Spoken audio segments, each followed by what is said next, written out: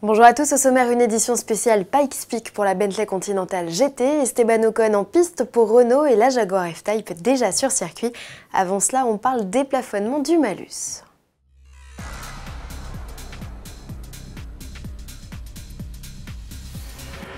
Question malus, le gouvernement ne manque pas d'idées. Outre la mise en place de 2 barèmes successifs entre le 1er janvier et le 1er mars, ce qui exaspère les professionnels et freine les futurs acheteurs, le ministre de l'économie a confirmé son intention de relever le plafond maximum de la taxe. Concrètement, le maximalus, aujourd'hui de 10 500 € et qui devait passer à 12 500 € au 1er janvier prochain, pourrait finalement atteindre les 20 000 € pour les véhicules les plus polluants et ceux donc dès 2020.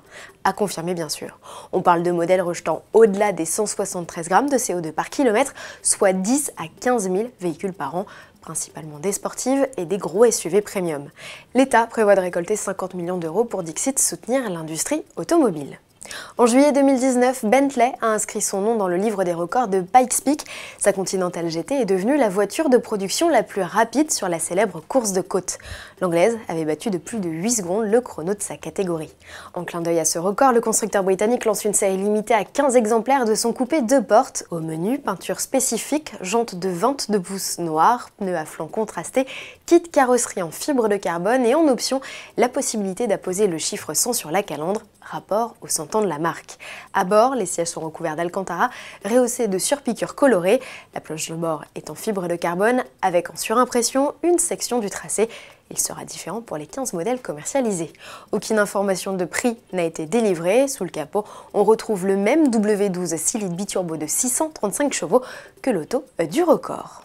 Esteban Ocon de retour dans le baquet d'une Formule 1 après une année en tant que 3e pilote chez Mercedes.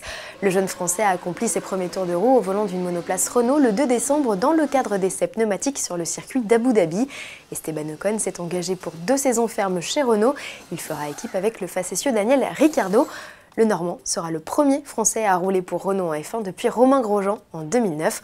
En attendant de le voir prendre le départ d'un Grand Prix, c'est pour le 15 mars 2020 en Australie. Retrouvez-le au volant d'une Mégane RS trop fière dans le premier épisode de la 6e saison de Top Gear France.